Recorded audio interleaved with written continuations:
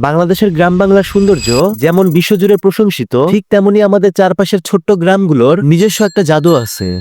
কিন্তু প্রশ্ন হইল, আমরা কি বাড়ির পাশে সুন্দর এই গ্রামগুলোর ওইভাবে গুরুত্ব দেই? দূরের সমুদ্র, পাহাড়, শহরের আলো, ঈদের ছুটিতে সবাই চলে যায় অনেক অনেক দূরে। গ্রাম বাংলার মেঠোপথ ঘুরে দেখার সময় কই? বিকেলের পরন্ত রোদ, রাস্তার দুই পাশের ফসলি জমি, সাথে বাইকে করে ঘুরে বেড়ানো আর বন্ধুদের আড্ডা। এমন মুহূর্তে সময়টাও যেন থেমে যায় কিছুক্ষণ। যাই হোক, এবারের কুরবানির ঈদটা ছিল একেবারেই অন্যরকম। না ছিল বর্ষার পানি, না ছিল নৌকা, না ছিল দূরে কোথাও ঘুরতে যাওয়ার প্ল্যান। তবু ছিল বন্ধু, ছিল বিকেল, ছিল হাঁটার রাস্তা আর প্রাণভরা আড্ডা। বন্ধুরা মিলে হঠাৎ করেই চলে যায় একটা গ্রামের দিকে। নাম ছিল সারির ভিটা। অনেকেই বলে সারি ভিটা পাবনা জেলার সুজানগর উপজেলার বৃহত্তম বিল গাজনার বিল। আর এই বিলের কোলেই এক টুকরো সবুজের ছবি যেন সারি ভিটা। বর্ষাকালে এর সৌন্দর্য বেড়ে যায় হাজার গুণ। ঈদের ছুটিতে বিকেলের পরন্ত রোদে আমরা বন্ধুরা মিলে বাইকে চেপে ঘুরতে গেলাম এই গ্রামে। যাইতে যাইতে দেখতে পেলাম মাঠে ফুটবল খেলা চলছে। সারি ভিটা পূর্বপাড়া ভার্সেস পশ্চিম পাড়ার মধ্যে। বর্ষার মৌসুমিতে এই জায়গাটা পানিতে ভরে যায়, নৌকা চলে, আকাশটা যেন কাছাকাছি চলে আসে। যদিও এবারের কুরবানির ঈদে বর্ষার পানি আসেনি, তবু প্রকৃতির আলিঙ্গন ছিল একেবারেই অন্যরকম। আর এই বর্ষাকালের কিছু পুরনো সুন্দর দৃশ্য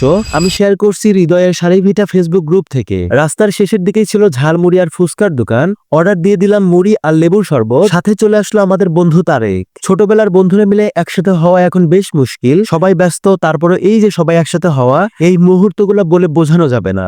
এরপরে আমরা চলে যাই তারেকের কথা মতো একটা ফাঁকা মাঠের দিকে। বেশ খানিকটা সময় এখানে আড্ডা দেই। আপনারা ছোটবেলার কোন কোন বন্ধুকে মিস করেন কমেন্টে মেনশন করতে পারেন। এমনই কিছু সরল প্রকৃতির কাছে থাকা মুহূর্ত আমাদের সবাইকে মনে করিয়ে দেয়, বড় দূরত্বে ঘুরে বেড়ানো যতই মজা হোক না কেন, নিজের বাড়ির পাশে থাকা ছোট্ট খুশিগুলোই প্রকৃত জীবনের আসল আনন্দ।